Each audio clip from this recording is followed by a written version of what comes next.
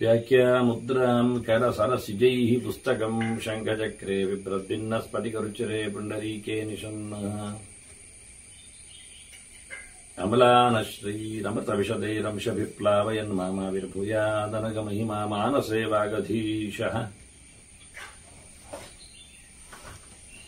ನಮಸ್ತೆ ಪ್ರಾಣೇಶ ಪ್ರಣತ ವಿಭವಾಯಾಮನಿಮಗಾಹ ನಮಃ ಸ್ವಾಮಿನ್ ರಾಮಪ್ರಿಯತಮ ನಮನ್ ಗುರುಗುಣ ನಮಸ್ತುಭ್ಯಂ ಭೀಮಪ್ರಬಲತಮ ಕೃಷ್ಣೇಷ್ಟಭಗವನ್ ನಮಃ ಶ್ರೀಮನ್ಮಧ್ವಪ್ರದಿಶ ಸುದರ್ಶನ್ನೋ ಜಯ ಜಯ ಶ್ರೀ ಗುರುಭ್ಯೋ ನಮಃ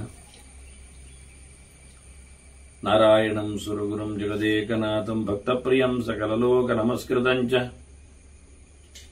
ತ್ರೈಗುಣ್ಯವರ್ಜಿತಮಜಂ ವಿಭುಮಾದ್ಯಮೀಶಂ ವಂದೇ ಭವಗ್ರಂ ಅಮರಾಸುರಸಿದ್ಧವಂದ್ಯಂ ನಾರಾಯಣಂ ನಮಸ್ಕೃತ್ಯ ನರಂ ಚೈವ ನರೋತ್ತಮಂ ದೇವೀಂ ಸರಸ್ವತೀಂ ವ್ಯಾಸಂ ತತೋ ಜಯಮುದೀರಯೇ.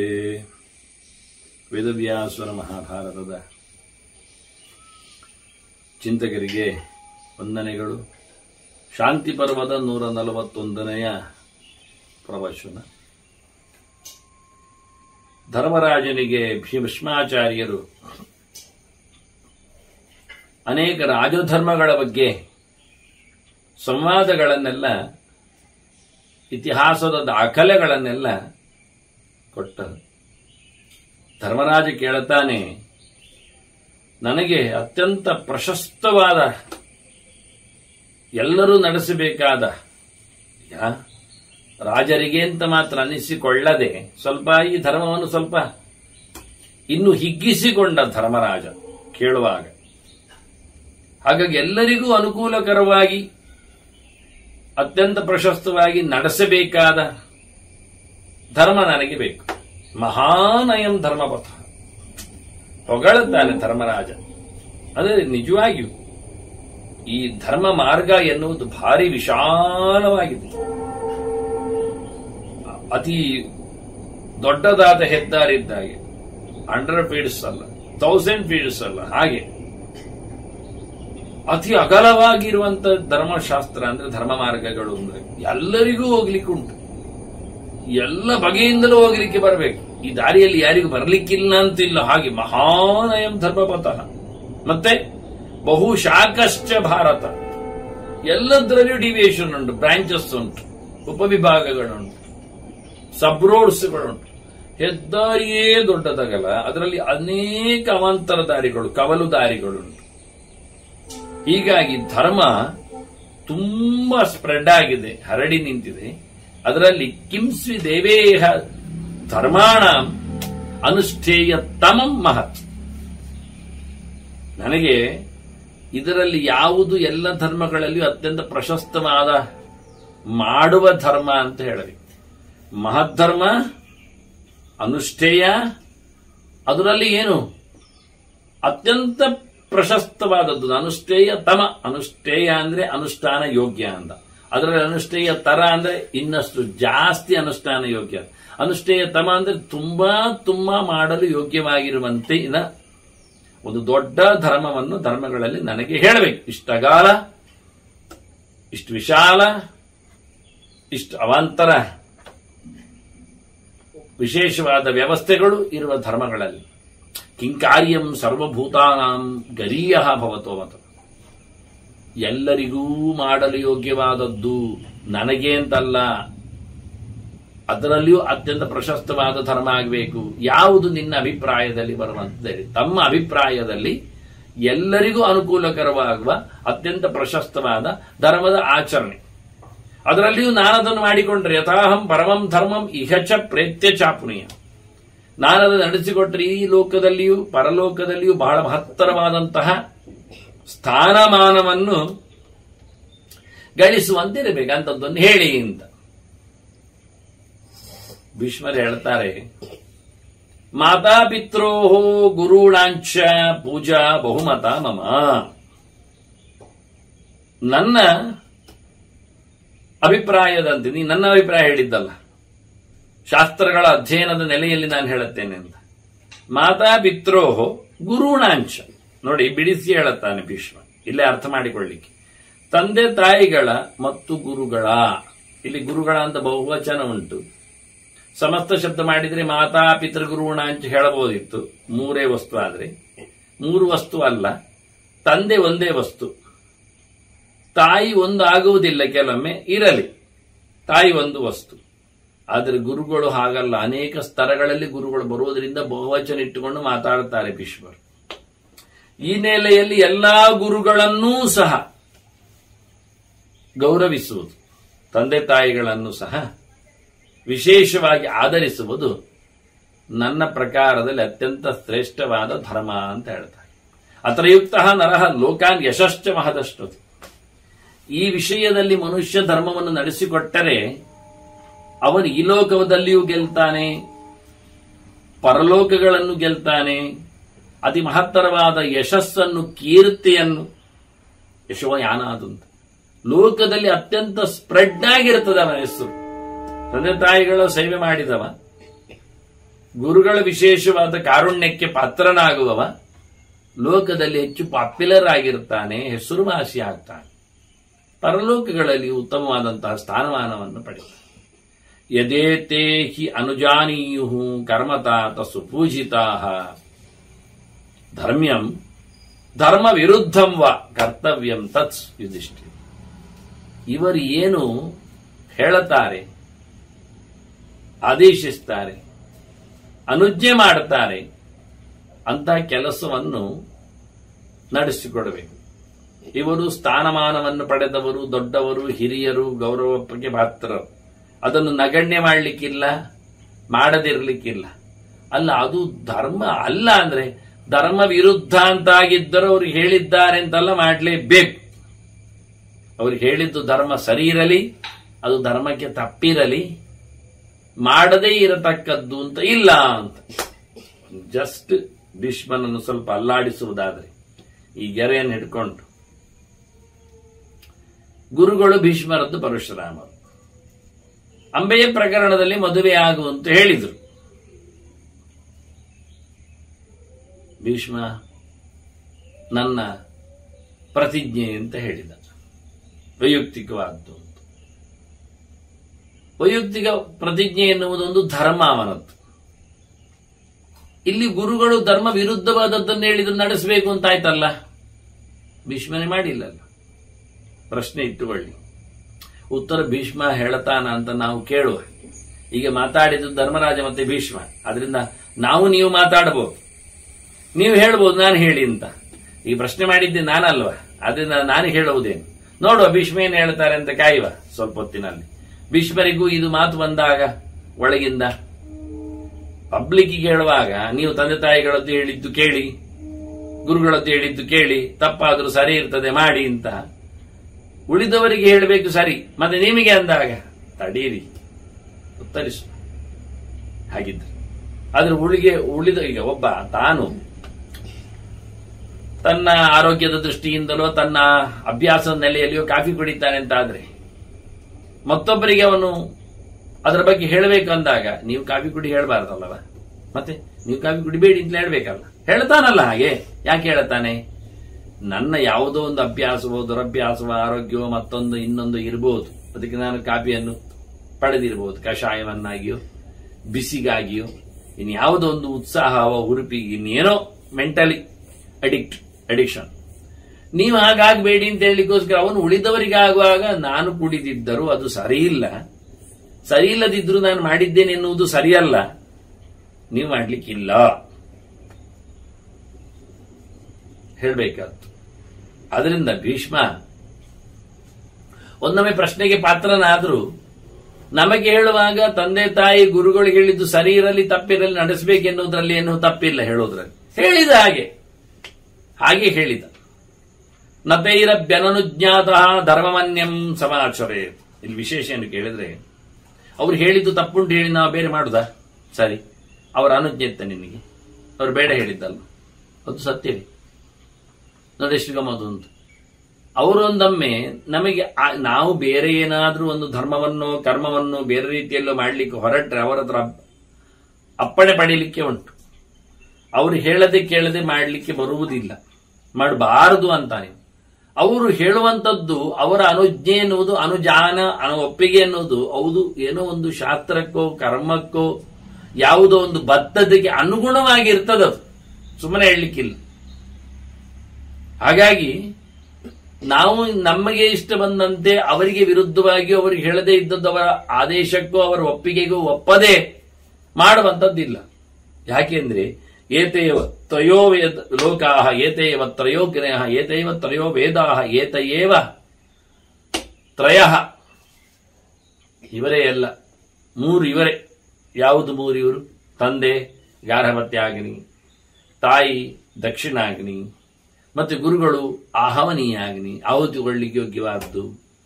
ಅದರಿಂದ ಈ ಲೋಕವನ್ನು ಗೆಲ್ಲಬೇಕಾದ್ರೆ ತಂದೆಯ ಪ್ರೀತಿ ಅನುಗ್ರಹ ಬೇಕು, ಪರಲೋಕವನ್ನು ಪಡೆಯಬೇಕಾದ್ರೆ ತಾಯಿಯ ಪ್ರೀತಿ, ತಾಯಿಯ ವಿಶೇಷವಾದಂತಹ ಕಾರುಣ್ಯ, ಬ್ರಹ್ಮಲೋಕವನ್ನು ಭಗವಲ್ಲೋಕವನ್ನು ಅತ್ಯಂತ ಎತ್ತರದ ಜ್ಞಾನಿಗಳ ಲೋಕವನ್ನು ಪಡೆಯಲಿಕ್ಕೆ ಗುರುಗಳದ್ದೇವೆ. ಹೀಗೆ ಮೂರು ಲೋಕಗಳು, ಮೂರು ವೇದಗಳು, ಮೂರು ಅಗ್ನಿಗಳು ಎಲ್ಲ ಇಲ್ಲಿಯೇ ಇವೆ, ಇವರೇ ಇದ್ದಾರೆ. ಇವರಲ್ಲಿ ನೀನು ಸಮ್ಯಗೇತೇಶು ವರ್ತಸ್ವ ಬ್ರಹ್ಮ ತ್ರಿಷು ಲೋಕೇಶು ಭಾರತ ಯಶಃ ಪ್ರಾಪ್ಸ್ಯಸಿ ಭದ್ರಂತೆ ಧರ್ಮಂಚ ಸುಮಹಾಪ. ಮೂರು ಲೋಕದಲ್ಲಿ ದೊಡ್ಡ ಮಟ್ಟಿನ ಕೀರ್ತಿಯನ್ನು ಇವರ ಮೂರು ಜನರ ಸೇವೆಯಲ್ಲಿ ನೀನು ಪಡೆಯುತ್ತೆ. ಅವರಿಗೆ ಸರಿಯಾಗಿ ನಿನ್ನ ವೃತ್ತಿ ಇದ್ರೆ ಅದೇ ಒಂದು ದೊಡ್ಡ ಧರ್ಮ, ಅದೇ ಮಹಾ ಫಲಪ್ರದ ಧರ್ಮ, ಖಾಲಿ ಧರ್ಮ ಮಾತ್ರ ಅಲ್ಲ. ನೈತಾನತಿಶಯಿತಾಸ್ತ್ವಂ ನಾತ್ನಶ್ನೀಯಾನ್ನ ದೂಷಯತ್. ಇವರನ್ನು ಯಾವ ವಿಷಯದಲ್ಲಿ ನೀನು ಅತಿಕ್ರಮಿಸಬಾರದು, ಹೆಚ್ಚಿಗಿರಬಾರದು. ಇದನ್ನು ದ್ರೌಪದಿಯ ಪ್ರಕರಣದಲ್ಲಿ ನಾವು ಕೇಳುತ್ತೇವೆ. ಕಾಡಿನಲ್ಲಿ ಸತ್ಯಭಾಮೆ ಮಾತಾಡಿಸಿಕೊಂಡಾಗ ನೀನು ಹೇಗೆ ಬಹಳ ಚೆನ್ನಾಗಿದ್ದಿ ಕೇಳಿದ್ರೆ, ನಾನೆಂದೂ ಗಂಡಂದಿನನ್ನು ಮೀರಿಸುವಂತೆ ಮಾಡಿಕೊಳ್ಳುವುದಿಲ್ಲ ನನ್ನ ಅಶನ ಪಾನಾದಿಗಳಲ್ಲಿ ಎಲ್ಲ. ಅಷ್ಟೇ ಅಲ್ಲದೆ ನಾನು ನನ್ನ ಅತ್ತೆಯನ್ನೇ ಮೀರುವುದಿಲ್ಲ. ಅವಳಿಗಿಂತ ಹೆಚ್ಚಿನ ಸೌಂದರ್ಯವನ್ನು, ಪ್ರಸಾಧನವನ್ನು, ವೈಭವವನ್ನು, ಶ್ರೀಮಂತಿಕೆಯನ್ನು, ಊಟದಲ್ಲಿ ಭೋಗದ ಭಾಗ್ಯಗಳನ್ನು ಮಾಡಿಕೊಳ್ಳುವುದಿಲ್ಲ. ಯಾವುದಕ್ಕೂ ನಾನು ಅತ್ತೆಯನ್ನು ಮೀರದೇ ಇದ್ದೇನೆ ಅಂತ. ಹೀಗಾಗಿ ಅಮ್ಮನಿಗೆ ತಕ್ಕದಾದ ಮಕ್ಕಳು ಅಮ್ಮನ ಎತ್ತರವನ್ನು ಗುರುತಿಸಿ ನಾನು ಸ್ಪರ್ಧಾತ್ಮಕವಾಗಿರದ್ದು ನೋಡಿ ನನ್ನ ಮೇಲೆ ಪ್ರೀತಿಯನ್ನು ತಂದಿದ್ದಾರೆ. ಎಲ್ಲಿ ಅಮ್ಮನನ್ನು ಕಾಡುವಂತೆ ಅವಮಾನಿಸುವಂತೆ ಹೆಂಡತಿ ಇದ್ರೆ ಅಂತ ಗಂಡಂದಿರಿಗೆ ಕಿರಿಕಿರಿ ಅನಿಸ್ತದೆ. ಹಾಗಾಗಿ ನೇರವಾಗಿ ಸತ್ಯಭಾಮೆಯ ಪ್ರಶ್ನೆ, ಗಂಡಂದಿರ ಪ್ರೀತಿ ನಿನಗೇನು ಅಷ್ಟು ಜೋರು ಅಂತ ಕೇಳಿದ್ದು. ನಾನು ಅತ್ತೆಯನ್ನು ಅತಿಕ್ರಮಿಸಲಿಲ್ಲಲ್ಲ, ಊಟದಲ್ಲಿ ಆಗಲಿ ವೈಭವದಲ್ಲಿ ಆಗಲಿ ಅಂತ ಹೇಳಿಕೊಂಡು ಇದರಿಂದ ಅನಾಮತ್ತಾಗಿ ಮಕ್ಕಳು ಗಂಡಂದಿರು ಬಹಳ ಪ್ರೀತಿಯನ್ನು ತೋರಿಸ್ತಾರೆ. ಹಾಗೆ ಇಲ್ಲಿ ಹೇಳ್ತಾರೆ, ತಂದೆ ತಾಯಿ ಗುರುಗಳನ್ನು ಎಂದು ನೀನು ಮೀರುವಂತಿರಬೇಡ ಯಾವುದೋ ವಿಷಯಗಳಲ್ಲಿ, ಯಾವುದರಲ್ಲೇ ಆಗಲಿ. ಮತ್ತೆ ತಿನ್ನುವುದರಲ್ಲಿಯೂ ಅವರಿಗೆ ಕೊಟ್ಟು ತಿನ್ನಬೇಕು. ಅವರಿಗಿಲ್ಲದ್ದನ್ನು ನಾವು ತಿನ್ನುವುದಲ್ಲ. ಅವರಿಗೊಂದೊಮ್ಮೆ ಕಾಯಿಲೆಯೋ ಅಥವಾ ಅಸ್ವಾಸ್ಥ್ಯವೆಲ್ಲ ಇದ್ರೆ ಅವರಿಗೊಂದು ಗಂಜಿ, ನಮಗೊಂದು ಪರಮಾನ್ನ ಆಗಬಾರದು. ನಾವು ಗಂಜಿಯನ್ನೇ ಮುಗಿಸ್ಬೇಕು, ಆಗ ಅವರಿಗೆ ತುಂಬ ಇಷ್ಟ ಆಗುತ್ತೆ. ಹಾಗೆ ನಾವು ಯಾವುದರಲ್ಲಿಯೂ ಅತಿಕ್ರಮಿಸದೆ, ಅವರನ್ನು ದೂಷಿಸದೆ, ಬೈಯದೆ, ವಿಷಯಗಳಿದ್ರೆ ಮನವರಿಕೆ ಮಾಡಿಕೊಳ್ಳುವಂತೆ, ಬೇಸರಿಸದಂತೆ ಹೇಳಿ ಮುಗಿಸುವುದು, ಅದನ್ನೇ ಕಚ್ಚಿಕೊಳ್ಳುವುದು, ರಂಪಾಟ ಮಾಡುವುದು ಎಲ್ಲ ಇಲ್ಲ. ಹೀಗೆ ಮಾಡದಿದ್ರೆ ಅವನು ವಿಶೇಷವಾದಂತಹ ದೊಡ್ಡ ಧರ್ಮವನ್ನು ಮಾಡಿದಾಗೆ, ಮೂರು ಬಗೆಯ ಅಗ್ನಿಯ ಉಪಾಸನೆಯನ್ನು, ಆರಾಧನೆಯನ್ನು ನಡೆಸಿದಂತೆ ಮೂರು ಲೋಕವನ್ನು ಗೆಲ್ತಾನವನು. ಇದರಿಂದ ನಿತ್ಯಂ ಪರಿಚರಿಚ್ಚೈವ ತತ್ವೇ ಸುಕೃತಮುತ್ತಮ. ಇದು ವಾರ್ಷಿಕ ದಿನಾಚರಣೆ ಅಲ್ಲ. ಮದರ್ ಡೇ, ಫಾದರ್ ಡೇ ಅಂತ ಹೇಳಿಕೊಂಡಾಗೆ, ಟೀಚರ್ಸ್ ಡೇ ಅಂತ ಹೇಳಿಕೊಂಡು ಶಿಕ್ಷಕ ದಿನಾಚರಣೆ ಎಂದು ವರ್ಷಕ್ಕೊಂದು ದಿನ ಅವರಿಗೆ ಒಂದು 4 ಚಾಕ್ಲೇಟ್ ಅಲ್ಲಿ ಇಟ್ಟು ಅವರ ಮನೆಗೆ ಹೋಗಿ ಕೈ ಮುಗಿದು ಕಾಲು ಹಿಡಿದು ಅದೆಲ್ಲ ಅಲ್ಲ. ಇದು ನಿತ್ಯ ಆಗಬೇಕಾದ ಕೆಲಸ ಅಂತಾರೆ. ನಿತ್ಯ ಅವರಿಗೆ ಬೇಕಾದ 1-2 ಕೆಲಸ ಅಲ್ಲ. ನಾನು ಬೆಳಿಗ್ಗೆ ಎದ್ದಾಗ ಅವರಿಗೆ ಒಂದು ತಂಬಿಗೆ ನೀರಿಟ್ಟು ಬಿಡುತ್ತೇನೆ, ಅದೆಲ್ಲ ಅಲ್ಲ. ಅಲ್ಲಿಂದ ಹಿಡಿದು ಸಾಯಂಕಾಲ ರಾತ್ರಿ ಹೊತ್ತಿನಲ್ಲಿ ಮಲಗುವವರೆಗೂ ಅವರ ಸೇವೆ. ನಿತ್ಯಂ ಪರಿಚರಿಚ್ಚೈವ ತದ್ವೈ ಸುಕೃತಂ ಉತ್ತಮ. ಅದು ನಿಜವಾಗಿ ಅವರು ಮಾಡಿದ ಒಳ್ಳೆ ಕೆಲಸ ಅಂತ ಅರ್ಥ. ಅದು ಪುಣ್ಯ ಕೆಲಸ, ಅದು ಅತ್ಯಂತ ಎತ್ತರವಾದದ್ದು, ಶೋಭನವಾದದ್ದು. ಇದರಿಂದ ಕೀರ್ತಿ ಪುಣ್ಯಂ ಯಶಾ ಲೋಕಾನ್ ಪ್ರಾಪ್ಸ್ಯಸೆ ತ್ವಂ ಜನಾಧಿಪ. ಭೀಷ್ಮ ಹೇಳ್ತಾನೆ, ಇದರಿಂದ ಕೀರ್ತಿ ಬರ್ತದೆ. ಕೀರ್ತಿ ಅಂದ್ರೆ ಹೇಳಿಕೊಳ್ತಾರೆ, ಅವರೇ ಹೇಳ್ತಾರೆ, ಒಳ್ಳೆ ಮಕ್ಕಳು ಚೆನ್ನಾಗಿ ನೋಡಿಕೊಳ್ತಾರೆ, ಎಲ್ಲ ಕೆಲಸ ಮಾಡ್ತಾರೆ ಅಂತ. ತಂದೆ ತಾಯಿಗಳೇ ಹೇಳಿಬಿಟ್ರೆ, ಗುರುಗಳೇ ಹೇಳಿಬಿಟ್ರೆ ಉಳಿದವರಿಗೆಲ್ಲ ಅದು ಹರಡುತ್ತದೆ. ಇದರಿಂದ ಪುಣ್ಯವೂ ವೃದ್ಧಿ ಆಗ್ತದೆ, ಒಳ್ಳೆ ಲೋಕ ಸಿಗ್ತದೆ. ಹೀಗಾಗಿ ಮನುಷ್ಯ ಯಶಸ್ವಿಯಾಗಿದ್ದಾನೆ ಅಂತ ಆಯ್ತು. ಮಾಡಬೇಕಾದ ಕರ್ಮವನ್ನು ನಡೆಸಿಕೊಟ್ಟ ಅನ್ನುವ ನೆಲೆಯಲ್ಲಿ ಆಗ್ತಾನವನು. ಸರ್ವೇ ತಸ್ಯಾದೃತ ಲೋಕ ಯಸ್ಯೈತೆ ತ್ರಯಾದೃತ. ಗುರುಗಳನ್ನು, ತಂದೆ ತಾಯಿಗಳನ್ನು ಪ್ರೀತಿಸುವವನಿಗೆ ಲೋಕ ಎಲ್ಲ ಪ್ರೀತಿಸ್ತದೆ. ಉಳಿದವರೆಲ್ಲ ಅವನಿಗೆ ಬೇಕಾಗ್ತಾರೆ, ಉಳಿದವರೆಲ್ಲ ಅವನನ್ನು ಒಪ್ತಾರೆ. ಅದನ್ನ ಜನಾನುರಾಗ ಬರಲಿಕ್ಕೆ ಕಾರಣ, ಅವ ಗುರುಗಳ ಅನುಗ್ರಹಕ್ಕೆ, ತಂದೆ ತಾಯಿಗಳ ಪ್ರೀತಿಗೆ ಪಾತ್ರನಾಗಿದ್ರೆ ಜನಗಳು ತನ್ನಷ್ಟಕ್ಕೆ ಅವನ ಬೆಂಬಲವನ್ನು ಕೊಡುತ್ತಾರೆ, ಪ್ರೀತಿಸ್ತಾರೆ ಅವನನ್ನು. ಅನಾದೃತಾಸ್ತಿ ಎಷ್ಟೇ ಐತೆ, ಒಂದೊಮ್ಮೆ ಇವರನ್ನು ಅವನು ಕಡೆಗಣಿಸಿದರೆ ಸರ್ವಾರ್ಥಸ್ಯ ಅಫಲಾಹ ಕ್ರಿಯಾ. ಯಾವ ಜನರನ್ನು ಅವನು ಇಷ್ಟಪಡುವುದಿಲ್ಲ, ಅಷ್ಟೇ ಅಲ್ಲದೆ ಅವನು ಮಾಡಿದ ಎಲ್ಲಾ ಕೆಲಸಗಳು ವ್ಯರ್ಥ. ತಿಳ್ಕೊಳ್ಬೇಕಾದ್ದು ನಾವು. ಗುರುಗಳನ್ನು ಗೌರವಿಸಿಕೊಳ್ಳದೆ ಮಾಡಿರತಕ್ಕ ಕೆಲಸಕ್ಕೆ 0 ಫಲ. ಆದ್ರಿಂದಲೇ ಮೊದಲು ಸ್ಮೃತ್ವಾ ಗುರುಂ ಪೂರ್ವ ಗುರುಂ ಆದಿಮೂಲ ಗುರು ತಥಾ ಹೇಳಿದ ಎಲ್ಲ ಕರ್ಮಗಳಲ್ಲಿ ನಿನ್ನ ಗುರುಗಳನ್ನು ನೆನಪಿಸಿಕೋ. ಶ್ರೀ ಗುರುಭ್ಯೋ ನಮಃ, ಪೂರ್ವ ಗುರುಭ್ಯೋ ನಮಃ, ಮೂಲ ಗುರುಭ್ಯೋ ನಮಃ, ಆದಿ ಗುರುಭ್ಯೋ ನಮಃ ಹೇಳುವ ಮೂಲಕ ಚೆನ್ನಾಗಿ ಪರಂಪರೆ ನೆನಪಿಟ್ಟುಕೋ. ಏನು ಮಾಡುವುದಾದರೂ ಕರ್ಮ ಪ್ರಪಂಚಕ್ಕೆ ಬೇಕಾದ್ದು ಅರಿವು, ಜ್ಞಾನ, ಅದಕ್ಕೆ ಬೇಕಾಗಿರತಕ್ಕಂತಹ ಸೋರ್ಸ್ ಶಾಸ್ತ್ರ, ಅದನ್ನು ಕೊಟ್ಟವರು ವ್ಯಾಸರು ಎನ್ನುವುದು ಮರಿಬೇಡ. ವ್ಯಾಸರಿಲ್ಲದೆ ಮಾತೇ ಇಲ್ಲ. ಹಾಗಾಗಿ ವ್ಯಾಸರನ್ನು ನಮ್ಮ ಅತ್ಯಂತ ಪ್ರಶಸ್ತವಾದ ಮೂಲ ಗುರುಗಳನ್ನಾಗಿ ತಿಳಿದುಕೊಳ್ಳಲಿಕ್ಕೆ ಬೇಕು. ಅವರು ಕೊಟ್ಟಿರತಕ್ಕ ಪುರಾಣಗಳು, ಭಾರತ, ಬ್ರಹ್ಮತರ್ಕ, ಬ್ರಹ್ಮಸೂತ್ರ ಇವುಗಳನ್ನೆಲ್ಲ ಏಕತ್ರವಾಗಿ ತೋರಿಸಿಕೊಟ್ಟು, ಇಲ್ಲಿ ಕೇಳಿ ಇನ್ನೊಮ್ಮೆ, ವೇದೇ ರಾಮಾಯಣೇ ಚೈವ ಪುರಾಣೇ ಭಾರತೇ ತಥಾದೋ ಅಂತೆ ಚ ಮಧ್ಯೆ ಚ ವಿಷ್ಣು ಸರ್ವತ್ರ ಗೀಯತೆ ಅಂತ ಹೇಳಿದ್ದು ಪುರಾಣಗಳು. ಈ ಮಾತನ್ನು ಅರುಹಿದ್ದು. ನಮ್ಮ ಒಟ್ಟಂದದ ಅಭಿಪ್ರಾಯ ಏನು ಅಂತ ಹೇಳಿ ಅವರು ಹೇಳಿತ್ತು. ನಿಮಗೆ ಕೇಳುವಾಗ ಕಷ್ಟ ಆದ್ರೆ ಮತ್ತೊಂದು ಮಾತು ಹೇಳುತ್ತೆ. ಆಲೋಡ್ಯ ಸರ್ವಶಾಸ್ತ್ರಾಣಿ ವಿಚಾರೇಚ ಪುನಃ ಪುನಃ ಇದಮೇಕಂ ಸುನಿಷ್ಪನ್ನಂ ಜೀವೋ ನಾರಾಯಣ ಸದಾ ಅಂತ. ಸರ್ವಶಾಸ್ತ್ರಗಳನ್ನು ಒಟ್ಟುಗೂಡಿಸಿಕೊಂಡು ಒಂದೊಮ್ಮೆ ಚಿಂತನೆ ಮಾಡಿ ಮಾಡಿ ಮಾಡಿ ಮಾಡಿ ಮಾಡಿ ಮಾಡಿ ಮಾಡಿ ಮಾಡಿ ಮಾಡಿ ಮಾಡಿ ಮಾಡಿ ಕಡೆಗೇನು ಸಿಕ್ಕಿದ್ದು ಕೇಳಿದ್ರೆ, ಅತ್ಯಂತ ಎತ್ತರದಲ್ಲಿ ಭಗವಂತನನ್ನು, ನಾರಾಯಣನನ್ನು ಚಿಂತನೆ ಮಾಡಬೇಕು, ಉಪಾಸನೆ ಮಾಡಬೇಕು ಅಂತ ಸಿಕ್ಕಿದ್ದು ಎಲ್ಲರಿಗೂ ಇವತ್ತಿನವರೆಗೂ ಚರ್ಚೆ ಮಾಡಿ ಮಾಡಿ. ಹಾಗಿರುವಾಗ ಸಕಲ ಶಾಸ್ತ್ರಗಳ ಒಕ್ಕೊರಳಿನವಾದ ವಿಷ್ಣುವಿನ ಪಾರಮ್ಯ ಅಂತ ಅರ್ಥ ಆಯ್ತು. ಇಷ್ಟು ಶಾಸ್ತ್ರಗಳೇ ಹೇಳಿಕೊಂಡಿವೆ.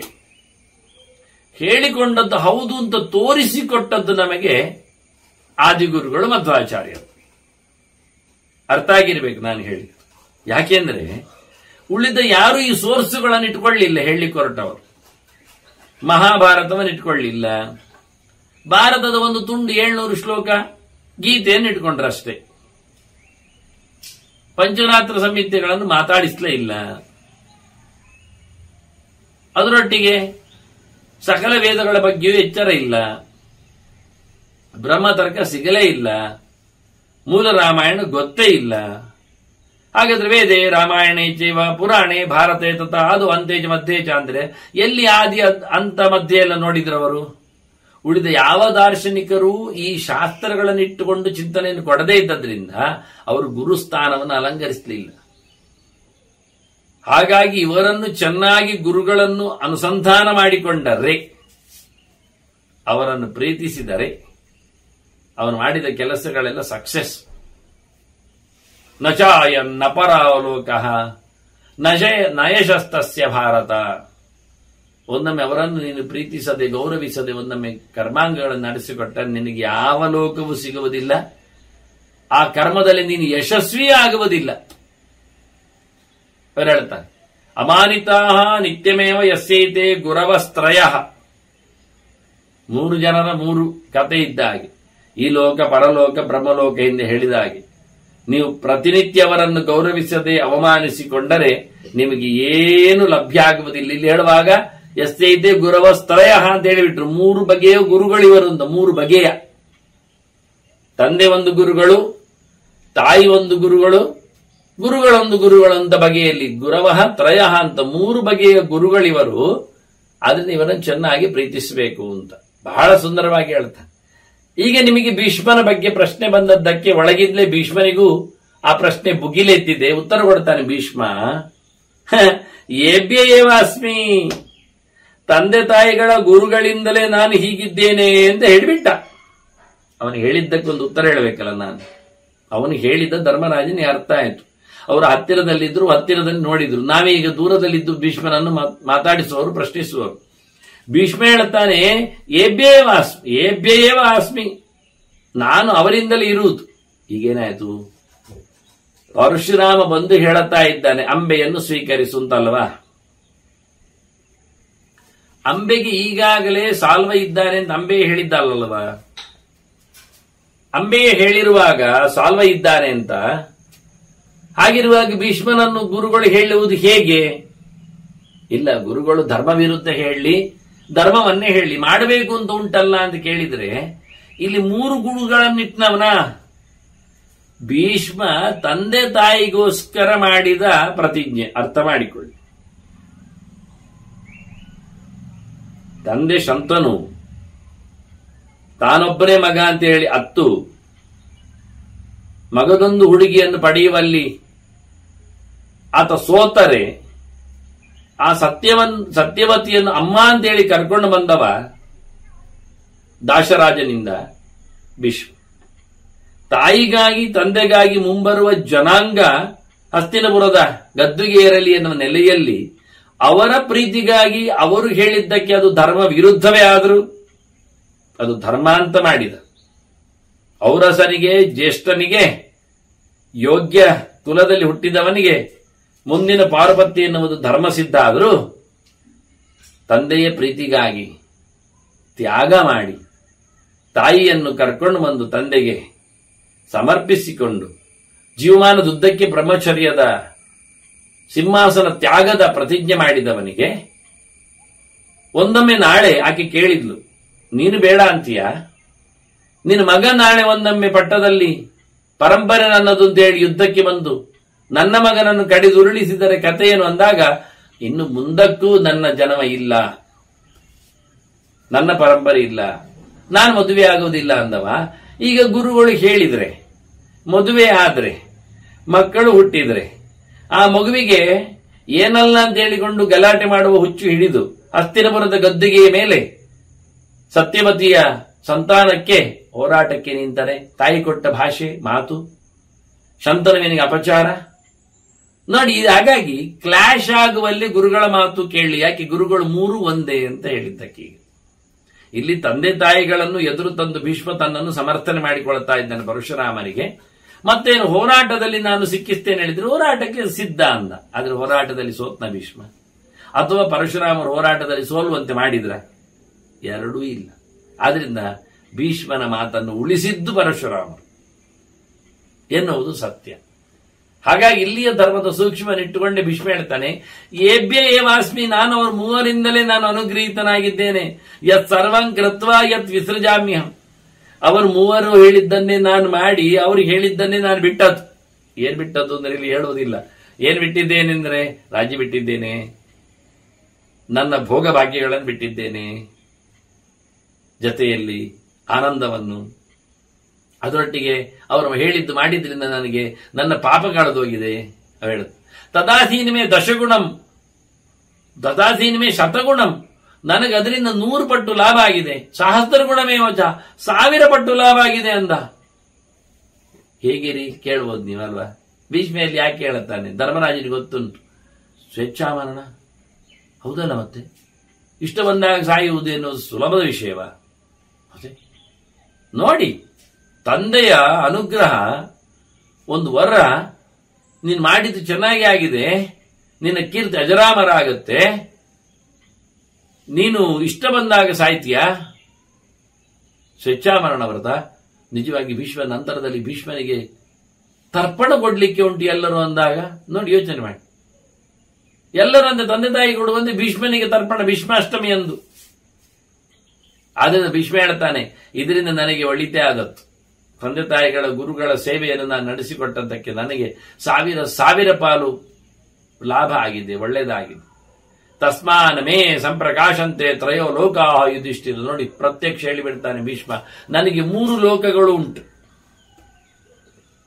ನಾನು ಎಲ್ಲವನ್ನು ಗೆದ್ದಿದ್ದೇನೆ, ನನಗೆ ಉತ್ತಮ ಲೋಕಗಳು ಇವತ್ತು ಕಾಣುತ್ತಾ ಇವೆ.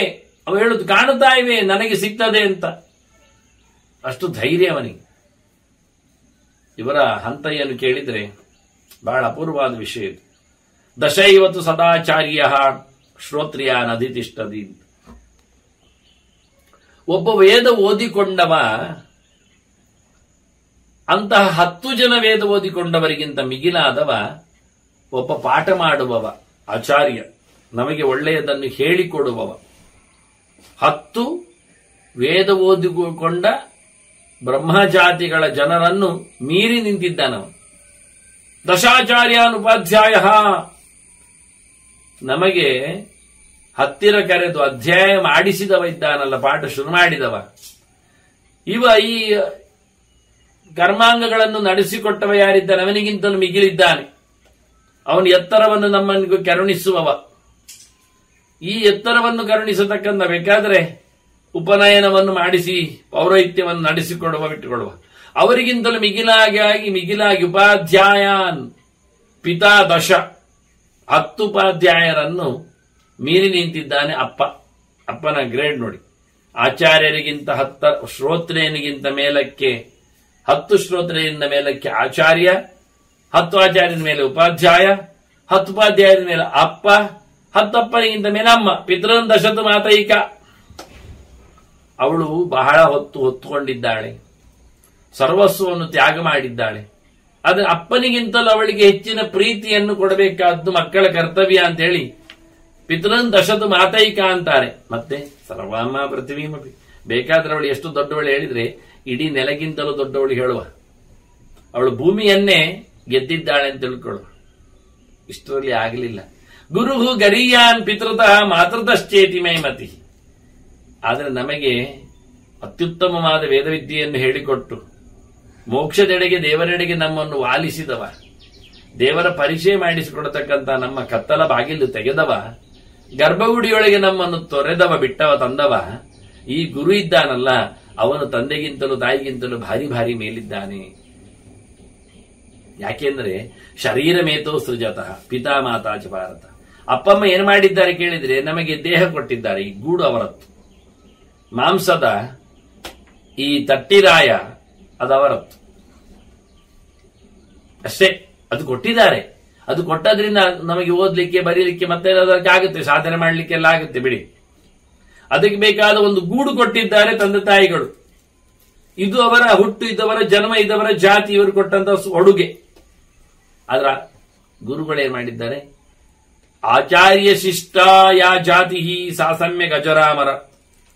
ಅವರು ನಮ್ಮನ್ನು ಏನು ತಯಾರು ಮಾಡಿದರೆ ಪಾಠದಿಂದ, ಇದು ಶಾಶ್ವತ, ಇನ್ನು ಜನ್ಮಾಂತರಕ್ಕೆ ಬರುವಂತದ್ದು. ತಂದೆ ತಾಯಿಗಳು ಕೊಟ್ಟ ಈ ದೇಹ ಬರ್ನ ಆಗ್ತದೆ, ಇಲ್ಲ ಮಣ್ಣಾಗ್ತದೆ. ಆದರೆ ಅವರು ಕೊಟ್ಟಿರತಕ್ಕಂಥ ಸಂಸ್ಕಾರ ಉಂಟಲ್ಲ, ಅದು ಜನ್ಮಾಂತರದೊಟ್ಟಿಗೆ ನಮಗೆ ಬರ್ತದೆ, ಮಾನಸಿಕವಾಗಿ ಕಲಿಕೆ. ಹಾಗಾಗಿ ಗುರುಗಳು ಭಾರಿ ಎತ್ತರದಲ್ಲಿದ್ದಾರೆ ಎಲ್ಲರಿಗಿಂತ. ಅವರು ಹೊರಗಿನ ಫಾರ್ಮ್ ಕೊಟ್ಟದ್ದಲ್ಲ, ಜನ್ಮಾಂತರದ ಫಾರ್ಮ್ ಕೊಟ್ಟದ್ದು. ನೆನಪಿಟ್ಟುಕೊಳ್ಳಿ, ತಂದೆ ತಾಯಿಗಳು ಕೊಟ್ಟದ್ದು ಹೊರಗಿನ ದೇಹ, ಗುರುಗಳು ಕೊಡುವಂಥದ್ದು ಒಳಗಿನ ದೇಹ, ಅವನಿಗೆ ಜ್ಞಾನ ದೇಹ. ಅದು ಜನ್ಮಾಂತರಕ್ಕೆ ಯೋಗ್ಯ ಆಗ್ತದೆ. ಆದ್ರೆ ಕಮ್ಮಿ ಅಲ್ಲ ಗುರುಗಳ ಬಗ್ಗೆ ಮಾತಾಡಲಿಕ್ಕೆ ವಿಷಯ ಅಂದ. ಅದು ನಿತ್ಯ ನಿರಂತರ, ಅದಕ್ಕೆ ಸಾವಿಲ್ಲ, ವಿದ್ಯೆಗೆ ಸಾವಿಲ್ಲ. ಹಾಗಾಗಿ ಇವರನ್ನೆಲ್ಲ ಯಾವತ್ತೂ ಸಹ ನಾವು ಪೀಡಿಸಬಾರದು. ಅವಧ್ಯಾಹಿ ಸದಾ ಮಾತಾ ಪಿತಾಚ ಪಿ ಅಪಕಾರಿಣು. ಅವರೊಂದೊಮ್ಮೆ ನಮಗೆ ಅನ್ಯಾಯ ಮಾಡಿದ್ರು, ತಪ್ಪು ಮಾಡಿದ್ರು, ಅವರನ್ನು ನಾವು ಕೊಲ್ಲಲಿಕ್ಕಿಲ್ಲ, ಕೊಲ್ಲುವ ಪ್ರಸಂಗದಲ್ಲಿ ಅವರನ್ನು ನಿಲ್ಲಿಸಲಿಕ್ಕಿಲ್ಲ ಅಂತ. ತಂದೆ ತಾಯಿಗಳು ಎಷ್ಟು ಅಪಕಾರ ಮಾಡಿದರು, ಉಪದ್ರವ ಕೊಟ್ಟರು, ಅವರನ್ನು ಪರಿತ್ಯಾಗ ಮಾಡುವಲ್ಲಿಗೆ ಬರುತ್ತೊರತು ಅವರನ್ನು ಘಾಸಿಗೊಳಿಸುವುದರಲ್ಲಿ ಇಲ್ಲ. ಗುರುಗಳ ಬಗ್ಗೆ ಹೇಳುವುದಾದ್ರೆ ಅವ ಹೇಳ್ತಾನೆ, ಯ ಆವೃಣೋತಿ ಅವಿತಥೇನ ಕರ್ಣೌ ಋತಂ ಬ್ರುವನ್ ಅಮೃತಂ ಸಂಪ್ರಯಚ್ಛನ್ ತಂ ಮನ್ಯೇತಾಹ ಪಿತರಂ ಮಾತರಂಚ ತಸ್ಮೈ ನದೃಹ್ಯೇತ್ ಕೃತಮಸ್ಯ ಜಾನನ್. ಗುರುಗಳು ಮಾಡಿದ ಕೆಲಸ ಏನು ಅಂತ ಕೇಳಿದರೆ ಅವರು ಕಿವಿ ತುಂಬಿಸಿದ್ದಾರೆ, ಅದು ಸತ್ಯ.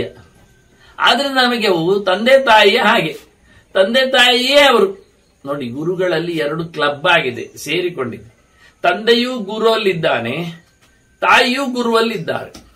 ಅದು ಹೇಗೆ ಕೇಳಿದ್ರೆ, ಅವರು ಶಾಸ್ತ್ರದಲ್ಲಿ ಬರತಕ್ಕ ಸಂಗತಿಯನ್ನು ಸತ್ಯವಾಗಿರುವುದನ್ನು ಇವನ ಕಿವಿಗೆ ತುಂಬಿಸಿದ್ದಾರೆ.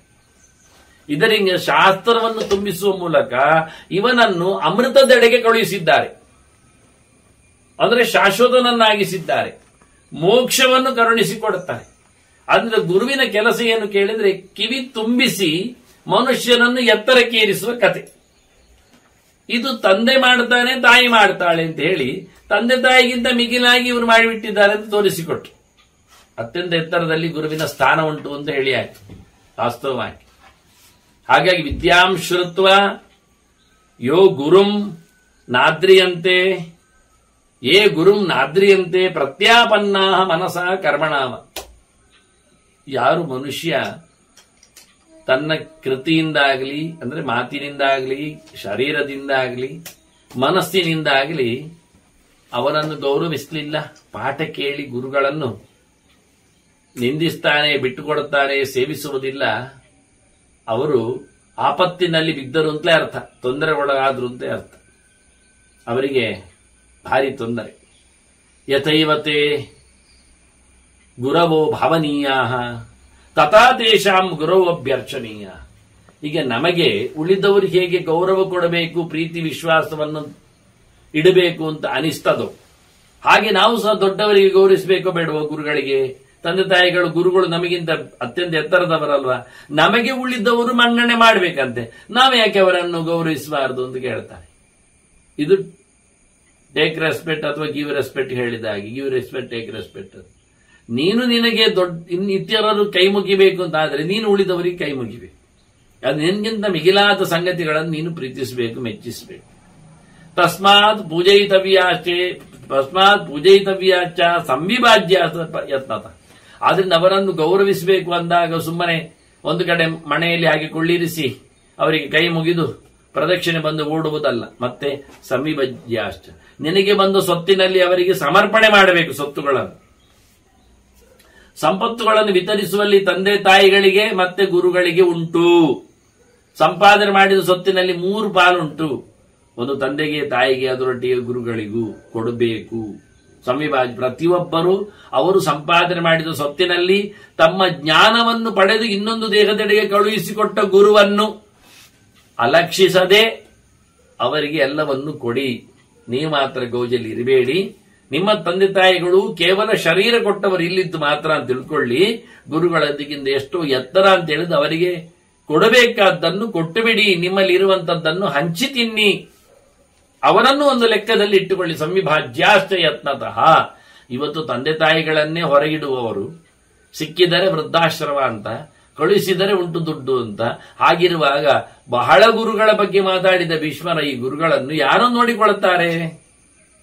ಎಲ್ಲಿ ಮಾತಾಡಿಸ್ತಾರೆ? ಹೇಗೆ ಇಟ್ಟುಕೊಳ್ಳುತ್ತಾರೆ? ಈ ಸಮಾಜ ಉತ್ತರವೇ ಕೊಡುವುದಿಲ್ಲ ಅದಕ್ಕೆ. ಅದಕ್ಕೆ ಇವರು ಹೇಳಿದ್ದು, ಅವರನ್ನು ನಿನ್ನ ದೊಡ್ಡ ಸ್ಥಾನದಲ್ಲಿ ಕರುಣಿಸಿ ನೋಡು. ಗುರವಃ ಅರ್ಚಯಿತವ್ಯಾಶ್ಚ ಪುರಾಣಂ ಧರ್ಮಮಿಚ್ಚತು. ಇದು ಹಳೆಯ ಧರ್ಮ, ಇದು ಪುರಾಣೋಕ್ತವಾದ ಧರ್ಮ, ಇದು ದೇವರಿಗೆ ಇಷ್ಟವಾದ, ದೇವರು ಹೇಳಿದ ಕತೆ ಇದು. ಆದ್ರಿಂದ ಎಲ್ಲರನ್ನು, ನಿನ್ನ 3 ಜನ ಗುರುಸ್ಥಾನದಲ್ಲಿ ಇರುವವರನ್ನು, 3 ಸ್ಥಾನದಲ್ಲಿ ಬರುವವರನ್ನು ಎಲ್ಲರನ್ನು ಯಾವತ್ತೂ ಸಹ ಗೌರವಿಸಬೇಕು. ಇದರಿಂದ ಇನ್ನೊಂದು ಮುಖ್ಯ ಹೇಳುತ್ತಾರೆ ಭೀಷ್ಮರು, ಏನ ಪ್ರೀಣಂತಿ ಪಿತರಃ ತೇನ ಪ್ರೀತಃ ಪ್ರಜಾಪತಿ ಅಂತ. ಯಾರು ತಂದೆಯಂದಿರನ್ನು ಪ್ರೀತಿಸ್ತಾರೆ, ಗೌರವಿಸ್ತಾರೆ, ಅವರಿಗೆ ಬೇಕಾದ್ದನ್ನು ಕೊಟ್ಟು ಸಂತೋಷಪಡಿಸ್ತಾರೆ, ಅದರಿಂದಾಗಿ ಬ್ರಹ್ಮದೇವ ಖುಷಿ ಪಡ್ತಾನೆ. ಯಾಕೆ? ಸೃಷ್ಟಿಕರ್ತ ಅಲ್ಲವಾ? ಯಾಕೆಲ್ಲ ನಾವು ಹೇಳಬೇಕಾದ ಎಲ್ಲಿ ಉಂಟು? ಸೃಷ್ಟಿ ಮಾಡುವ ಚತುರ್ಮುಖ ಹಾಗೆ ತಂದೆಯೊಳಗಿದ್ದುಕೊಂಡು ನಿನ್ನನ್ನು ಸೃಷ್ಟಿಗೆ ತಂದದ್ದರಿಂದ ಚತುರ್ಮುಖನಿಗೆ ಖುಷಿಯಾಗ್ತದೆ ತಂದೆಗೆ ಸೇವೆ ಮಾಡಿದರೆ. ಮತ್ತೆ ತಾಯಿಗೆ ಮಾಡಿದರೆ ಪ್ರೀಣಾತಿ ಜನನಿ ಏನ ಪೃಥಿವೀ ತೇನ ಪೂಜಿತ. ಬ್ರಹ್ಮದೇವ ಸತ್ಯಲೋಕದ ರಸ. ಅಮ್ಮನ ಸೇವೆ ಮಾಡಿದ್ರೆ ನೆಲದೊಡತಿ ಪ್ರೀತಿ ಆಗ್ತಾಳಂತೆ ಭೂಮಿ ತಾಯಿಗೆ. ಯಾಕೆ? ಅವಳ ಅಮ್ಮ ನೆಲದಲ್ಲಿ ಕೂತು ಎತ್ತಾಕಿತ್ತು ಮನುಷ್ಯ ಹುಟ್ಟಿದ್ದೆಲ್ಲಿ ಕೇಳಿದಾಗ. ಹಾಗಾಗಿ ನೆಲದ ಒಡತಿ ಅಮ್ಮ ಇದ್ದ ಹಾಗೆ ಭೂದೇವಿ ಹಾಗೆ ಅದನ್ನ ಭೂದೇವಿಗೆ ಖುಷಿ ಆಗ್ತದೆ. ಅಂದ್ರೆ ನಮಗೆ ಬದುಕಲಿಕ್ಕೆ ಉಂಟು ಅಂತಾಯ್ತು. ನೆಲ ಇಲ್ಲದೆ ಬದುಕುವುದೆಲ್ಲಿ? ನನಗೆ ನೆಲೆ ಎಲ್ಲಿ ಉಂಟು? ಅದರಿಂದ ನಿನಗೆ ಬದುಕುವ ಅಧಿಕಾರ ಅಮ್ಮನ ಪ್ರೀತಿಯಿಂದ. ಅವರು ಹೇಳುವ ರೀತಿ ಬಹಳ ಚೆನ್ನಾಗಿದೆ, ಬಹಳ ಸುಂದರವಾಗಿದೆ. ಮೇಲಕ್ಕೆ ಮತ್ತೆ ಕೆಳಕ್ಕೆ. ಸರಿ, ಹಾಗಾದ್ರೆ ಗುರುಗಳನ್ನು ಪ್ರೀತಿಸಿದರೆ ಅದು ಸತ್ಯವೇ. ಗುರುಗಳನ್ನು ಮೆಚ್ಚಿಸಿದರೆ ಪೂಜಿತ ಏನ ಪ್ರೀಣಾತಿ ಉಪಾಧ್ಯಾಯ. ವಾಸ್ತವವಾಗಿ ಏನ ಪ್ರೀಣಾತಿ ಉಪಾಧ್ಯಾಯ ತೇನ ಸ್ಯಾತ್ ಬ್ರಹ್ಮ ಪೂಜಿತಂ.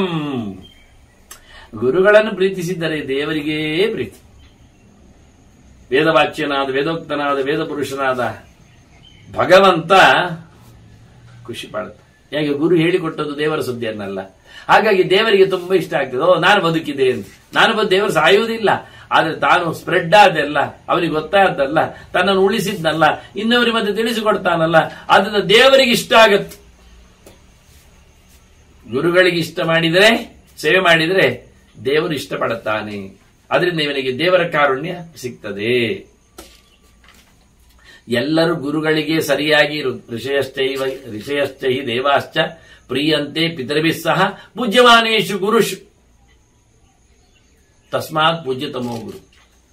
ಗುರುಗಳನ್ನು ಮೆಚ್ಚಿಸಿದರೆ, ಟೀಚರ್ಸ್ ಯಾರು ಹೇಳಿಕೊಟ್ಟವರು, ಅವರು ಅಧ್ಯಯನ ಮಾಡಿಸಿದವರು, ಅಧ್ಯಾಪಕರು, ವೇದಾಂತಗಳು ಪ್ರಧಾನವಾಗಿ ಅವರು ಯಾರು ಹೇಳಿಕೊಡ್ತಾರೆ ಅವರನ್ನು ಮೆಚ್ಚಿಸಿದರೆ, ಅಲ್ಲ ಎಲ್ಲ ಋಷಿಗಳಾಗ್ಲಿ, ದೇವತೆಗಳಾಗ್ಲಿ, ಪಿತೃಗಳಾಗ್ಲಿ, ಮೂರೇ ಇರುವುದಲ್ಲ ಗಣನಗಳು ಹೇಳಿಕೊಂಡಾಗ. ದೇವತೆಗಳ ಒಂದು ಗಣನ, ಪಿತೃಗಣನ. ಆ ನಂತರ ಕೆಳಗಿನಲ್ಲಿ ಅವರ ಹತ್ತಿರದಲ್ಲಿ ಸಿಗುವವರು ನಮಗೆ ಋಷಿಗಳು. ಮತ್ತೇನು ಗಂಧರ್ವರಿದ್ರು ದೇವತೆಗಳಲ್ಲಿ ಬರ್ತಾರೆ. ಹಾಗಾಗಿ ಮನುಷ್ಯ ಲೋಕದ ಗುರುಪ್ರೀತಿಯ ವಿಶೇಷದಲ್ಲಿ ಮೇಲಿನ ಪಿತೃಗಳು ಮತ್ತೆ ಋಷಿಗಳು, ಹಾಗೆ ಜ್ಞಾನವನ್ನು ತರುವವರು, ಹಂಚುವವರು, ಗೋತ್ರ ಪ್ರವರ್ತಕರು, ಅದರೊಟ್ಟಿಗೆ ದೇವತೆಗಳು, ಇವರೆಲ್ಲರೂ ಸಹ ಗುರುಗಳ ಮೆಚ್ಚುಗೆ ಆದರೆ ನಮ್ಮ ಮೇಲೆ ಎಲ್ಲರೂ ಅನುಗ್ರಹ ಮಾಡ್ತಾರೆ. ಅದರಿಂದ ದೇವತೆಗಳು ಅನುಗ್ರಹ ಮಾಡುವ ಮೂಲಕ ಇಂದ್ರಿಯಗಳು ಗಟ್ಟಿ ಆಗ್ತವೆ. ಪಿತೃಗಳು ಅನುಕೂಲ ಮಾಡುವ ಮೂಲಕ ನಮ್ಮ ಸಂತಾನ, ಮರಿಮೊಟ್ಟೆಗಳು, ಮನೆ ಮಾಟ ಮಂದಿರಗಳು ಬೆಳಗ್ತಾವೆ. ಅದರೊಟ್ಟಿಗೆ ನಮಗೆ ವಿಶೇಷವಾಗಿ ಋಷಿಗಳು ಅನುಗ್ರಹ ಮಾಡಿದ್ರೆ ನಮಗೆ ಜ್ಞಾನ ವೃದ್ಧಿ ಆಗ್ತದೆ, ಅಧ್ಯಯನ ಆಗ್ತದೆ, ಮೇಧಾಶಕ್ತಿಗಳು ಬೆಳೀತಾವೆ, ಸ್ಮರಣೆ ಇವೆಲ್ಲ ಉಂಟಾಗ್ತದೆ ಅಂತ ಹೇಳ್ತಾರೆ. ಈಗ ಬಹಳ ಚಂದವಾಗಿ ಗುರುಪಾಸನೆ ಎನ್ನುವುದು ಅತ್ಯಂತ ಶ್ರೇಷ್ಠ. ಕೇನಚಿನ್ನ ಚ ವೃತ್ತೇನ ಹ್ಯವಜ್ಞೇಯ ಗುರುರ್ಭವೇತ್. ಏನೋ ಒಂದು ವ್ಯಾಪಾರದಲ್ಲಿಯೂ, ವ್ಯವಹಾರದಲ್ಲಿಯೂ, ವೃತ್ತಿಯಲ್ಲಿಯೂ, ಕರ್ಮದಲ್ಲಿಯೂ ಗುರುಗಳನ್ನು ನೀನು ನಿಂದಿಸಬಾರದು, ಅವಹೇಳನೆ ಮಾಡಬಾರದು, ತಪ್ಪಿಸಬಾರದು, ದಾಟಿರಬಾರದು ಅಂತಾನೆ. ಯಾವ ಕಾಲದಲ್ಲಿ ನಚ ಮಾತಾ ನಚ ಪಿತಾ ತಾದೃಶೋ ಯಾದೃಶೋ ಗುರು. ಗುರುವಿನಂತೆ ಯಾರೂ ಇಲ್ಲ, ತಂದೆಯೂ ಅಲ್ಲ, ತಾಯಿಯೂ ಅಲ್ಲ. ಯಾವ ವ್ಯಕ್ತಿಯನ್ನು ಗುರುವಿಗೆ ಹೋಲಿಸಲಿಕ್ಕೆ ಬರುವುದಿಲ್ಲ. ಗುರುಗಳು ಅಂದ್ರೆ ಗುರುಗಳೇ. ತಂದೆ ಸಮ ತಾಯಿ ಸಮ ಎಲ್ಲ ಹೇಳಲಿಕ್ಕೇನು ಹೇಳುವ 10 ತಾಯಿ 100 ತಂದೆ, ಅದೇ ಯಾವುದೂ ಅಲ್ಲ. ಗುರುವಿನ ಸ್ಥಾನದಲ್ಲಿರುವವ ಗುರು ಬೇರೆ, ಅವನಿಗೊಂದು ಹೋಲಿಕೆ ಇಲ್ಲ. ನತೆ ಅವಮಾನಮರ್ಹಂತಿ ನತೇಶಾಂ ದೂಷೇತ್ ಕೃತಂ.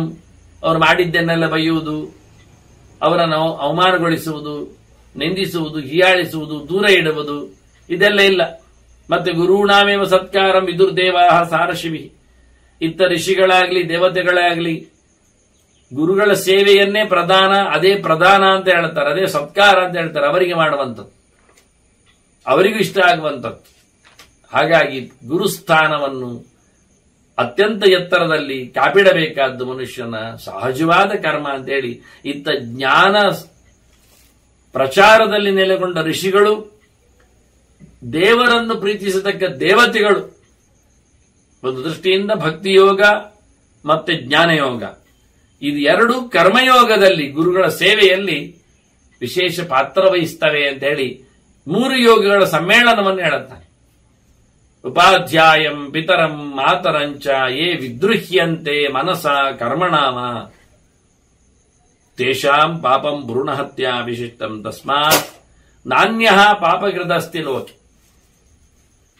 ತಂದೆ ತಾಯಿ ಗುರುಗಳನ್ನು ತೊಂದರೆಗೊಳಿಸುವ ಇದ್ದಾನಲ್ಲ, ಬೇಕಾದ್ರೆ ಅವನು ಮನಸ್ಸಿನಲ್ಲೇ ಬೇಕಾದ್ರೆ ಬೈದುಕೊಳ್ಳಿ, ಕೃತಿಯಿಂದ ತೋರಿಸಿಕೊಳ್ಳಿ ಅವರ ದ್ರೋಹವನ್ನು ಮಾಡುವಂತೆ. ಇಂಥವರೆಲ್ಲ ಭ್ರೂಣ ಹತ್ಯೆ ಮಾಡಿದ್ದಕ್ಕಿಂತ ಮಿಗಿಲಾದ ಪಾಪಿಗಳನ್ನಿಸ್ತಾರೆ. ಅದಕ್ಕಿಂತ ಹೆಚ್ಚಿನ ಪಾಪಿ, ಇವನಿಗಿಂತ ಹೆಚ್ಚಿನ ಪಾಪಿ ಇನ್ನೊಬ್ಬ ಯಾರು ಇಲ್ಲ ಅಂತ ಹೇಳ್ತಾರೆ. ತಸ್ಮಾತ್ ನಾಣ್ಯ ಪಾಪಕೃತಸ್ತಿ ಲೋಕೆ. ನಿಜವಾಗಿ ಮಗನನ್ನು ಅಥವಾ ಮಕ್ಕಳನ್ನು ತಂದೆ ತಾಯಿಯಿಂದಲೂ ನೋಡಿಕೊಳ್ಳುತ್ತಾರೆ, ಗುರುಗಳು ಮಾತಿನಲ್ಲಿ ನೋಡಿಕೊಳ್ಳುತ್ತಾರೆ. ಹೀಗಾಗಿ ಅವರನ್ನು ನೋಡಿಕೊಳ್ಳಬೇಕಾದ್ದು ಮಗನ ಕರ್ತವ್ಯ, ಮಕ್ಕಳ ಸಹಜವಾದ ವ್ಯವಸ್ಥೆ. ಯಾಕೆ ಭೃತಃ ಮೊದಲು ಅವರಿಂದ ರಕ್ಷಿಸಲ್ಪಟ್ಟವ, ಭರ್ತಾರಮ್ಯೋ ನ ಬಿಭರ್ತಿ ಪುತ್ರ, ತನ್ನನ್ನು ನೋಡಿಕೊಂಡವನನ್ನು ಯಾರು ಮತ್ತೆ ನೋಡಿಕೊಳ್ಳುವುದಿಲ್ಲ. ಸ್ವಯೋನಿಜ, ತನ್ನದೇ ದೇಹದಲ್ಲಿ ಬಂದವ, ಒಟ್ಟಿಗಿದ್ದವ, ಪಿತರಂ ಮಾತರಂಚ, ಅಮ್ಮನನ್ನಾಗ್ಲಿ ಅಪ್ಪನನ್ನಾಗ್ಲಿ ಅವನಿಗೆ ಏನು ಹೇಳುತ್ತೇವೆ ಕೇಳಿದ್ರೆ, ತಸ್ಯ ಪಾಪಂ ಭ್ರೂಣ ಹತ್ಯಾ ವಿಶಿಷ್ಟ. ಅವನಿಗೂ ಗರ್ಭವನ್ನು ಹೊಡೆದು ಹಾಕಿದ್ದಷ್ಟು ದೊಡ್ಡ ಪಾಪ. ಹುಟ್ಟಿ ಬರಬೇಕು ಅಂತ ತವಕದಲ್ಲಿದ್ದ ಮಗುವೊಂದನ್ನು ಕಣ್ಣು ತೆರೆಯುವ ಮುಂಚೆ ತೆಗೆದರೆ ಎಷ್ಟು ದೊಡ್ಡ ಪಾಪಿಯಾಗ್ತಾನೋ. ತಸ್ಮಾತ್ ನಾಣ್ಯ ಪಾಪಕೃತಸ್ತಿ ಲೋಕೆ. ಅಂತಹ ಪಾಪಿ ಇನ್ನೊಂದಿಲ್ಲ ಹೇಳುತ್ತೆ. ಹಾಗಾಗಿ ಯಾರು ನಮ್ಮನ್ನು ನೋಡಿಕೊಂಡಿದ್ದಾರೆ ಎಳವೆಯಲ್ಲಿ, ಅವರನ್ನು ನಾವು ನೋಡಿಕೊಳ್ಳಬೇಕಾದ್ರೆ ನಮ್ಮ ಧರ್ಮ ಕರ್ಮ ಅಂತ ಹೇಳುತ್ತಾನೆ. ಯಾರಿಗೆಲ್ಲ ಸರಿಯಾಗಿ ಪ್ರಾಯಶ್ಚಿತ್ತ ಇಲ್ಲ ಕೇಳಿದರೆ, ನಾವೇನಾದರೂ ಅಚ್ಯುತಾಯ ನಮಃ ಹೇಳುತ್ತೇವೆ, ಏನಾದರೂ ಒಂದು ಬ್ರಹ್ಮಕುರ್ಚ ಹೋಮ ಮಾಡುತ್ತೇವೆ, ವಿರಜ ಹೋಮ ಮಾಡುತ್ತೇವೆ, ಅದೆಲ್ಲ ಅಲ್ಲ. ದಾನ ಕೊಡುತ್ತೇವೆ, ಒಂದಿಷ್ಟು ಎಳ್ಳು ದಾನ ಎಲ್ಲ. ಮಿತ್ರದ್ರೋಹ, ಕೃತಜ್ಞಸ್ಯ, ಸ್ತ್ರೀಘ್ನಸ್ಯ, ಪಿಶುನಸ್ಯ ಚ, ಇವರು 4 ಮಂದಿಗೆ ನಿಷ್ಕೃತಿ ನಾನು ಶುಶ್ರಮ ಅಂತಾನೆ ಭೀಷ್ಮ. ಮಿತ್ರದ್ರೋಹ ಮಾಡಿದವನಿಗೆ, ಫ್ರೆಂಡ್ಲಿ ಇದ್ದವ ಒಬ್ಬ ಹಿಂಬದಿಯಿಂದ ಮೋಸ ಮಾಡ್ತಾನೆ. ಅದೇ ಗಂಡ ಹೆಂಡತಿ ಇರಲಿ, ಮಕ್ಕಳಪ್ಪ ಇರಲಿ, ಯಾರೇ ಇರಲಿ, ಇವರು ಮಿತ್ರರಾಗಿರುವಂತಿರುವವರು ದ್ರೋಹ ಬಗೆದರೆ ಮಾಡಿದವನನ್ನು ನೆನಪಿಸಿಕೊಳ್ಳದೆ ಅವನಿಗೆ ಪ್ರತ್ಯುಪಕಾರ ಮಾಡದೆ ಹೋದವ ಕೃತಜ್ಞ. ತಂದೆ ತಾಯಿಗಳು ನಮ್ಮನ್ನು ನೋಡಿಕೊಂಡ ಸೇವೆ ಮಾಡಿದ ಗುರುಗಳು ಹೇಳಿಕೊಟ್ಟ ನೆನಪಿನಲ್ಲಿ ಇಟ್ಟುಕೊಳ್ಳದವ. ಮತ್ತೊಬ್ಬ ಸ್ತ್ರೀಗ್ರಸ್ಯ, ಸುಮ್ಮನೆ ಹೆಣ್ಣನ್ನು ಸಾಯಿಸಿ ಬಿಟ್ಟವ. ಮತ್ತೆ ಪಿಶುನಸ್ಯಚ, ಈ ಚಾಡಿ ತರಳೆ ಹೇಳುವವಿದ್ದಾನಲ್ಲ, ಅವನಿಗೂ ಪ್ರಾಯಶ್ಚಿತ್ತ ಇಲ್ಲಂತೆ. ಬೇಕಾಗಿಲ್ಲ ಅವನಿಗೆ ಹಿಡಿಸಿ ಹಾಕುವ ಕತೆ, ಒಂದಕ್ಕೆ ಎರಡು ಹೇಳಿ ಮತ್ತೊಬ್ಬರ ತಲೆ ಕೆಡಿಸುವವ. ಇಂಥವನಿಗೂ ಪ್ರಾಯಶ್ಚಿತ್ತ ಇಲ್ಲ ಲೋಕದಲ್ಲಿ ಅಂತ ವಾಸ್ತವವಾಗಿ. ಅದರಿಂದ ಇದೆಲ್ಲ ನಮಗೆ ಹಿಂದಿನಿಂದ ಬಂದ ಪರಂಪರೆಯ ಮಾತುಗಳಿತು. ಮನುವಿನಿಂದಾಗಿ ಶುರುವಾಗಿ ಉಪದೇಶದಲ್ಲಿ ಬಂದ ಮಾತುಗಳು. ಏತತ್ ಸರ್ವಂ ಅತಿದೇಶೇನ ಸೃಷ್ಟ. ಎಲ್ಲ ಚತುರ್ಮುಖಾದಿಗಳು ನಮಗೆ ಹೇಳಿಕೊಟ್ಟ ಮಾತುಗಳಿವು ರಾಶಿ. ಯತ್ ಕರ್ತವ್ಯಂ ಪುರುಷೇಣೇಹ ಕಿಂಚಿತ್. ಮನುಷ್ಯ ಇಲ್ಲಿ ಮಾಡಬೇಕಾದ ಪ್ರಧಾನ ಕೆಲಸ ಏನು ಎನ್ನುವುದನ್ನು ಪರಂಪರೆಯಲ್ಲಿ ಆದೇಶಿಸಿಕೊಂಡು ತಮಹಮಾದೇಶ ಪ್ರಾಕ್ಷ್ಯಂ ಏಷ ಆದೇಶ ಹೇಳಿದಾಗೆ ಇದು ನಮಗೆ ಮಾಡಬೇಕಾದ ಕೆಲಸ ಅಂತೇಳಿ ಅವರು ಬೈ ಫೋರ್ಸ್ಲಿ ಆರ್ಡರ್ ಮಾಡಿದಾಗೆ ಮಾಡಿಕೊಂಡು ಬಂದಿರತಕ್ಕಂಥ ಮಾತಿದು. ಏತತ್ ಶ್ರೇಯ, ಇದೇ ಒಳಿತಿನ ದಾರಿ, ಅತ್ಯಂತಿಕ ದೊಡ್ಡ ಅನುಕೂಲಕರವಾದ ಕತೆ. ನಾನೇ ತಸ್ಮಾತ್ ವಿಶಿಷ್ಟಂ, ಇದರಿಂದ ದೊಡ್ಡ ಸಂಗತಿ ಇಲ್ಲ. ಅವನು ಕೇಳಿದ್ದೇನು, ದೊಡ್ಡ ಸಂಗತಿ ಆಗಬೇಕು, ಅತಿ ಶ್ರೇಷ್ಠವಾದದ್ದು ಅಂದಿದ್ದ. ಅನುಷ್ಠೇಯ ತಮ ಅಂತ, ಇದೇ ದೊಡ್ಡ ಸಂಗತಿ. ಸರ್ವಾನ್ ಧರ್ಮಾನ್ ಅನುಸೃತ್ಯ ಏತದುಕ್ತ. ಎಲ್ಲಾ ಧರ್ಮಗಳನ್ನು ಚಿಂತನೆ ಮಾಡಿದ್ರೆ ಬೆನ್ನ ಹಿಂದೆ ಹೋಗಿ ಏನು ಮಾಡಿದ್ರೆ ಚಂದ ಅಂತ ನೋಡ್ತಾ ಹೇಳಿದ್ದು ಇದು. ಯಾರ ಸೇವೆ ಮಾಡಿದಾಗ ಮನುಷ್ಯ ಅತ್ಯಂತ ಎತ್ತರವನ್ನು ಪಡಿತಾನೆ ಕೇಳಿದರೆ ಗುರು ಸೇವೆಯಿಂದ, ಎಲ್ಲಕ್ಕಿಂತ ಮಿಗಿಲಾಗಿ.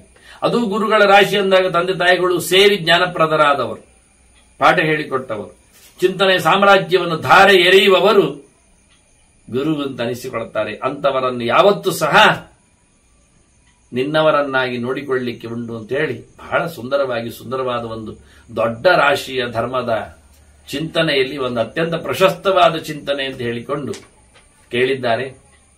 ಇದು ಮಾಮೂಲಿ ಶ್ರೀ ಗುರುಭ್ಯೋ ನಮಃ ಅಂತ ಜಪದ ಮುಂಚೆ ಗುರುನಮನದ ಒಂದು ಯಾದಿಯಲ್ಲಿ ಗುರು ಚಿಂತನೆಯಲ್ಲಿ ಇಡೀ ಅಧ್ಯಾಯ ನನ್ನದು ಸಂಧ್ಯಾ ಸಮೀಕ್ಷೆ 3ರಲ್ಲಿ ಇರುವಂತದ್ದು ವಾಸ್ತವವಾಗಿ. ಹಾಗಾಗಿ ಬಹಳ ಸುಂದರವಾದ ಅನುವಾದ ಈ ಬಾರಿ ಧರ್ಮರಾಜನ ಪ್ರಶ್ನೆಯಲ್ಲಿ ಕೇಳಿದ್ದೇವೆ. ಮತ್ತೆ ಅವನ ಪ್ರಶ್ನೆಗಳು ಉತ್ತರಗಳು ಚಿಂತನೆಗೆ ನಾವು ಸೇರುವ ವಂದನೆಗಳು. ಶ್ರೀಕೃಷ್ಣ ಅರ್ಪಣಮಸ್ತು. ನಾರಾಯಣ ನಾರಾಯಣ ನಾರಾಯಣ.